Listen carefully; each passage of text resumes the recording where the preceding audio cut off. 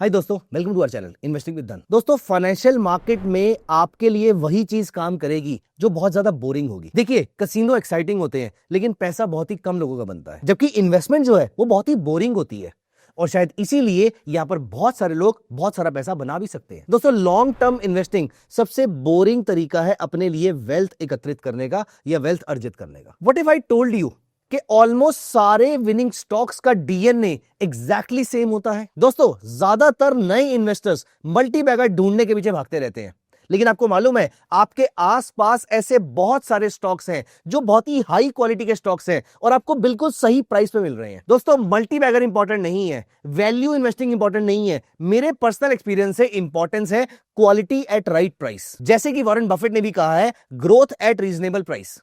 दोस्तों, अगर आपको अच्छी क्वालिटी का शेयर सही दाम पे मिल रहा है तो इसको परचेज कर लेना चाहिए। लेकिन अब इंपॉर्टेंट क्वेश्चन ये है कि कंपनी में क्वालिटी है या नहीं है और वो प्राइस राइट है या नहीं है, ये कैसे पता लगाया जाए। दोस्तों, आज की इस वीडियो में मैं आपके साथ यही डिस्कस करने वाला हूं that how to find out quality stocks at right price. Let's call this screener as QARP, quality at right price, and that is how I have saved this screener in my screening list. और मैं पिछले 10 साल से इस screener को use कर रहा हूं और इसके थ्रू मैं अपने लिए क्वालिटी शेयर ढूंढता हूं। दोस्तों, ये वीडियो बहुत ही इंटरेस्टिंग होने वाला है। मैं आपके साथ बहुत सारे पैरामीटर्स विद लॉजिक डिस्कस करूंगा कि मैं किसी पर्टिकुलर कंपनी में क्या पैरामीटर देखता हूं और क्यों देखता हूं। और एक बार अगर हमें वो पैरामीटर समझ में आ गए तो हमारे लिए स्टॉक्स लगातार ढूंढते रहना बहुत ही आसान काम हो जाएगा। तो दोस्तों, वीडियो को अभी के भी लाइक कर दीजिए, चैनल को सब्सक्राइब कर लीजिए एंड डाउनलोड धन ऐप राइट अवे, क्योंकि यहां पर आप अपनी कंपनी के फंडामेंटल, टेक्निकल, डेरिवेटिव का सारा डेटा एक साथ देख सकते हैं। आइए, विदाउट एनी डिले हम ओपन करेंगे धन का स्कैनएक्स टर्मिनल और देखेंगे एक एक करके सारे पैरामीटर डाल के कि हमारी कंपनीज कैसा परफॉर्म करती हैं। क्यों मैंने बोला कि सारी अच्छी कंपनीज का डीएनए एक जैसा दिखता है और कैसे आप ऐसी कंपनीज चूज कर सकते हैं।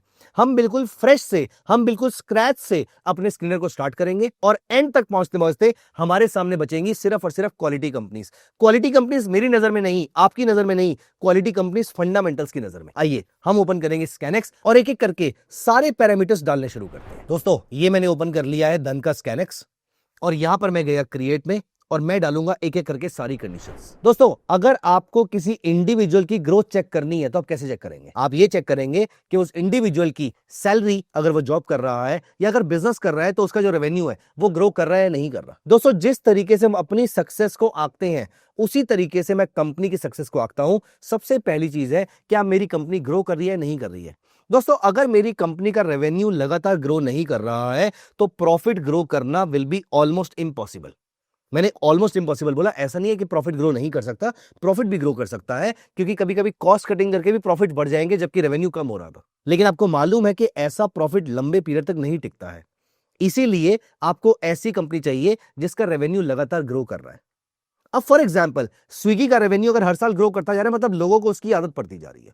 स्विगी का, जोमैटो का, पॉलिसी बाजार का, पेटीएम का, अगर लोगों को इसकी आदत पड़ती जा रही है, एक बार इनके पास एक बहुत बड़ा क्लाइंट बेस आ जाएगा तो छोटी सी कॉस्ट ऐड करके भी वो प्रॉफिटेबल हो सकते हैं। दोस्तों, इसीलिए किसी भी कंपनी का मेरी नजर में प्रॉफिटेबल होना बहुत जरूरी है। तो मेरी हमेशा से क्वालिटी चेक करने के लिए पहली कंडीशन रहती है कि उसका रेवेन्यू ग्रो कर रहा है नहीं कर रहा। दोस्तों, यहां पर रेवेन्यू ग्रो कर रहा है नहीं कर रहा, ये करने के लिए मैं यहां पर डाल देता हूं रेवेन्यू ग्रोथ रेट। तो रेवेन्यू ग्रोथ रेट पिछले 5 साल का कम से कम 10% से ऊपर तो होना चाहिए। देखिए, पर्सनली अगर मैं ज्यादा रिजिड हो जाऊं तो मैं ये ग्रोथ को कम से कम 15-17% लेकर चलता हूं, लेकिन अभी क्योंकि हमारा पहला पैरामीटर है इसलिए मैं इसको 10% लेकर चल रहा हूं। अगर मेरे पास आज के डेट में ज्यादा कंपनीज आएंगी इन्वेस्ट करने के लिए तो मैं इस पैरामीटर पे सबसे पहले स्ट्रिंजेंट हो जाऊंगा, सबसे पहले स्ट्रिक्ट हो जाऊंगा और मैं इसको 10 की जगह 15% करने की कोशिश करूंगा। अब दोस्तों, मेरी कंपनी का रेवेन्यू तो इंक्रीज हो रहा है और हर साल ईयर ऑन ईयर 10% से इंक्रीज हो रहा है, लेकिन क्या ये मेरी कंपनी प्रॉफिटेबल भी है या नहीं है? हाँ, आप ये बात कर सकते हैं कि आज की न्यू जेन कंपनीज जो है वो बहुत ज्यादा प्रॉफिटेबल नहीं भी है, लेकिन क्या वो कंपनीज खराब है? दोस्तों, मैं ये नहीं कह रहा कि वो कंपनीज खराब है, मैं ये कह रहा हूं कि मेरी रिस्क एपेटाइट उनके साथ मैच नहीं करती है। मैं ट्रेडिशनल इन्वेस्टमेंट में ज्यादा बिलीव करता हूं, मैं पर्सनली ट्रेडिशनल इन्वेस्टमेंट में ज्यादा बिलीव करता हूं, इसलिए मेरे पोर्टफोलियो में मुझे चाहिए सिर्फ ऐसी कंपनीज जिनका प्रॉफिट हो एज इन जो प्रॉफिटेबल कंपनीज हो, और प्रॉफिटेबल कंपनीज है या नहीं है इसको पता करने के लिए मैं चेक कर लूंगा operating profit margin. Operating profit margin अगर 0 से ज्यादा है तो मतलब प्रॉफिटेबल है, लेकिन क्या मुझे सिर्फ ऑपरेटिंग प्रॉफिट मार्जिन को प्रॉफिट में ही देखना है, एज इन 0 से ज्यादा देखना है, या फिर मैं थोड़ा सा यहां पर स्ट्रिक्ट भी हो सकता हूं? दोस्तों मैं पर्सनली यहां पर थोड़ा स्ट्रिंजेंट होता हूं। मैं चाहता हूं कि मेरी कंपनी का ऑपरेटिंग प्रॉफिट मार्जिन मतलब एबिडा मार्जिन जो मेरा होता है, देखिए नेट प्रॉफिट मार्जिन कम से कम मुझे पर्सनली ऐसा लगता है कि 6 से 7% से ऊपर होना चाहिए। तो इसका मतलब यह है कि ऑपरेटिंग प्रॉफिट मार्जिन आप मोस्टली नोटिस करेंगे, operating profit margin is mostly twice the net profit margin. Generally आप नोटिस करेंगे कि आपका ओपीएम जो आएगा, आपका एबिडा मार्जिन जो आएगा, वो आपके नेट प्रॉफिट मार्जिन से 2 गुना के आसपास का आएगा या 2 गुना से ज्यादा आएगा। तो मुझे पहली कंडीशन चाहिए, क्योंकि मैं चाहता हूं कि मेरी नेट प्रॉफिट मार्जिन कम से कम 6-7% के आसपास होना चाहिए, तो मेरा ऑपरेटिंग प्रॉफिट मार्जिन कम से कम 12-13% के आसपास का होना चाहिए। तो ये मैं एक और कंडीशन यहां पर ऐड कर देता हूं। यहां पर मैं ऐड फिल्टर में गया और मैंने डाला ऑपरेटिंग मार्जिन। दोस्तों मुझे चाहिए ऑपरेटिंग प्रॉफिट मार्जिन कम से कम 12% से ऊपर का, तो ये कंडीशन मैं 12% कर देता हूं। दोस्तों इनमें से कोई भी कंडीशन फाइनल नहीं है, क्योंकि हर समय नंबर ऑफ कंपनीज चेंज होती रहती हैं। अगर इस समय मेरे पास कैश है और यहां पर सारी कंडीशन डाल के कोई भी कंपनी नहीं आती है, तो मेरे पास 2 ऑप्शन है। या तो मैं उस कैश को लेकर बैठा रहूं और उस पर कोई रिटर्न जनरेट ना करूं, ऑब्वियसली मैं उसको एफडी में डाल दूंगा, सेविंग्स अकाउंट में रखूंगा, ऐसे कोई छोटा मोटा रिटर्न तो जनरेट कर ही लूंगा। लेकिन मैं जो मल्टी बैगर ढूंढ रहा हूं, मैं जो क्वालिटी एट रीजनेबल प्राइस वाले स्टॉक्स ढूंढ रहा हूं जिनसे मेरी हायर रिटर्न की एक्सपेक्टेशन होती है, ऐसी जगह पे मेरा पैसा डिप्लॉय नहीं हो पाएगा। दूसरा ऑप्शन ये है कि मैं अपने पैरामीटर को थोड़ा सा ट्वीक कर दूं, थोड़ा सा लाइट कर दूं और यहाँ पे 1-2 कंपनीज ले आऊं और उनको पढ़ना शुरू करूं। अगर समझ में आएगा तो मैं उनको परचेज कर लूंगा। तो दोस्तों यहां पर ये कंडीशंस कुछ लाइट भी हो सकते हैं, कुछ स्ट्रिंजेंट भी हो सकते हैं। अब इसे 5 मिनट के अंदर आपको समझ में आ जाएगा कि इन कंडीशंस को हम कैसे ट्वीक करेंगे डिपेंडिंग अपॉन कितनी नंबर ऑफ कंपनीज हमारे सामने आ रही है। दोस्तों आई होप अभी तक जो कंडीशन हमने डिस्कस करी हैं वो आपको पसंद आ रही होंगी, वो आपको समझ आ रही होंगी। अगर हाँ तो वीडियो को अभी के अभी लाइक कर दीजिए। और दोस्तों ऐसे वीडियोस आपके पास रेगुलर पहुंचते रहे, प्लीज मेक श्योर कि आप चैनल को सब्सक्राइब भी कर लीजिए। आइए वापस चलते हैं। हमने अभी तक 2 पैरामीटर डाले हैं और देखते हैं कितनी कंपनीज हमारे सामने आई हैं। इस समय हमारे सामने आई है अप्रोक्सीमेटली 600 कंपनीज। दोस्तों अब मैं यहां पर ऐड करूंगा 2 रिटर्न रेशोस, क्योंकि अगर मेरी कंपनी अच्छी है तो वो अपने शेयर होल्डर के लिए, रादर अपने सारे स्टेक होल्डर्स के लिए अच्छा रिटर्न जनरेट कर रही होगी। और अगर एक कंपनी अभी अपने एग्जिस्टिंग शेयर होल्डर्स के लिए और स्टेक होल्डर्स के लिए रिटर्न जनरेट नहीं कर रही है, तो ऐसी कंपनीज के साथ मैं थोड़ा सा कॉशियस हो जाऊंगा। दोस्तों यहां पर मैं एक पैरामीटर ऐड कर लेता हूं which is return on capital employed. दोस्तों मुझे चाहिए रिटर्न ऑन कैपिटल एम्प्लॉयड कम से कम 20% से ऊपर, लेकिन स्टिल यहां पर अभी के लिए हम 18% कर लेते हैं।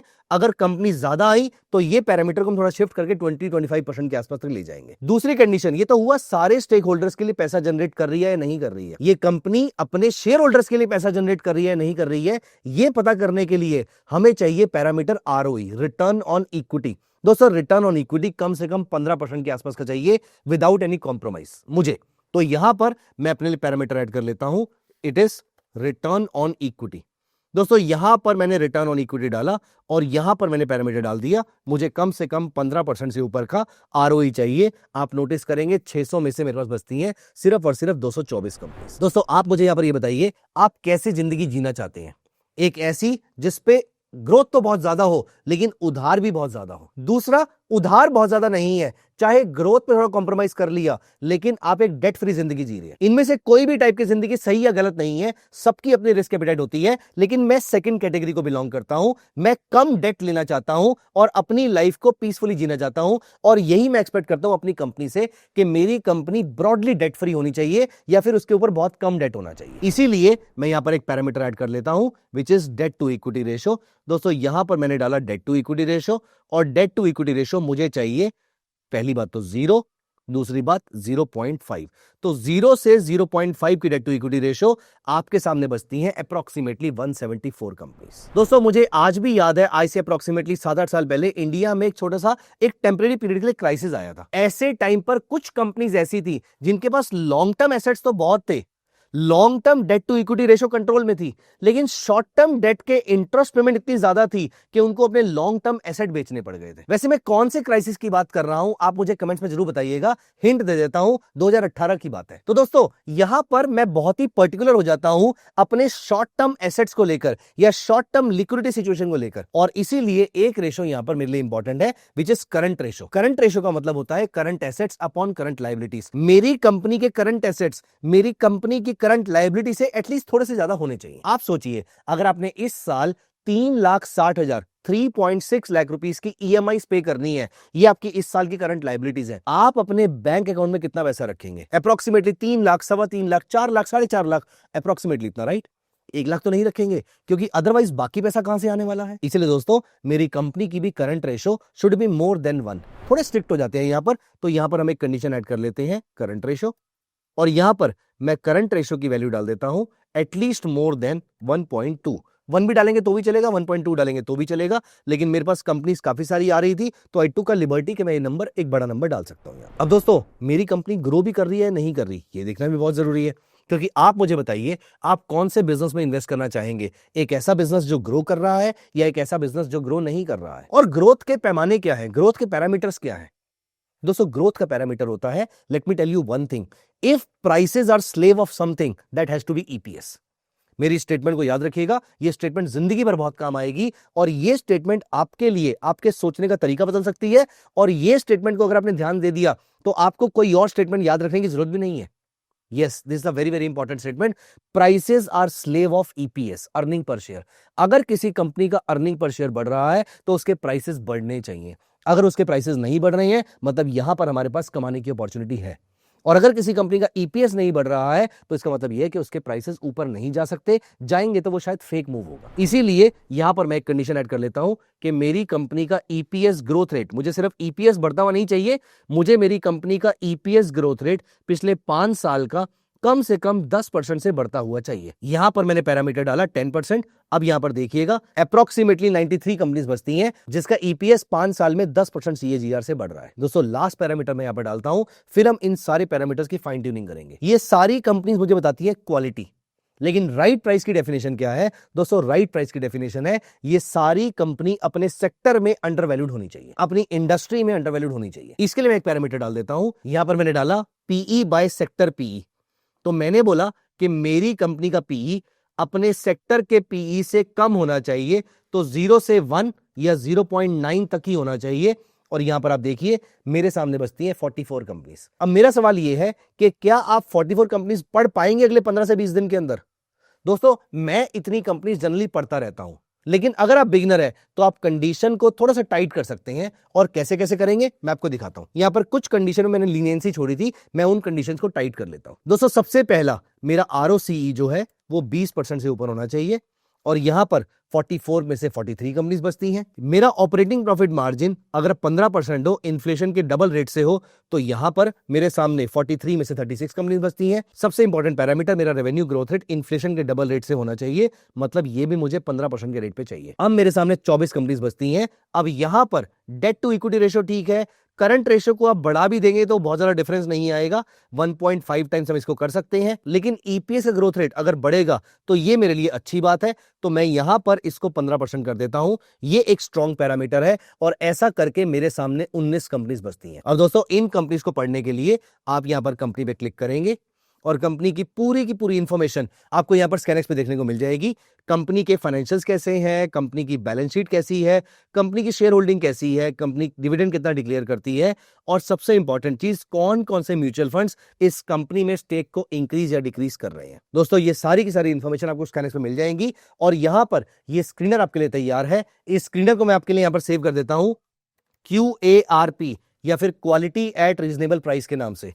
अगर आपको स्क्रीनर चाहिए तो आप कमेंट्स में सिर्फ QARP लिख दीजिएगा, ये स्क्रीनर का लिंक मैं आपके साथ शेयर कर दूंगा। दोस्तों ये सारी कंडीशंस मैं पिछले ऑलमोस्ट 10 साल से यूज कर रहा हूं, और ऐसा करने पर एक चीज मैं आपको बहुत ही कॉन्फिडेंस से कह सकता हूं कि आज तक मेरे पोर्टफोलियो में ऐसी कोई कंपनी नहीं आई है जो बैंकरप्ट हो गई हो। हाँ, सारी कंपनी मल्टीबैगर बनेगी ये जरूरी नहीं है, लेकिन कोई कंपनी बैंकरप्ट नहीं होगी, कुछ कंपनीज मल्टीबैगर बन सकती हैं और इनमें से कुछ कंपनीज आपको इन्फ्लेशन से अच्छा रिटर्न देंगे। तो ब्रॉडली अगर आप नोटिस करेंगे तो आपका पोर्टफोलियो का रिटर्न इन्फ्लेशन के डबल, ट्रिपल या 4 टाइम्स के रेट पे हो सकता है, डिपेंडिंग अपॉन कि यहां पर आप अपनी विजडम कैसे लगाते हैं और यहां पर इनमें से कौन सी कंपनी को ज्यादा वेटेज देते हैं और कौन सी कंपनी को कम वेटेज देते हैं। तो दोस्तों ये पैरामीटर्स बहुत ही स्ट्रॉन्ग पैरामीटर्स है। अगर इन पैरामीटर्स को लेकर आपके मन में कोई भी क्वेश्चन है तो कमेंट्स में जरूर लिखिएगा। I will be very happy answering all your questions. दोस्तों आपको इनमें से सबसे अच्छी कंपनी कौन सी लगी है मुझे कमेंट्स में जरूर बताइएगा। मिलते हैं अगली वीडियो में। Bye bye, take care of yourself.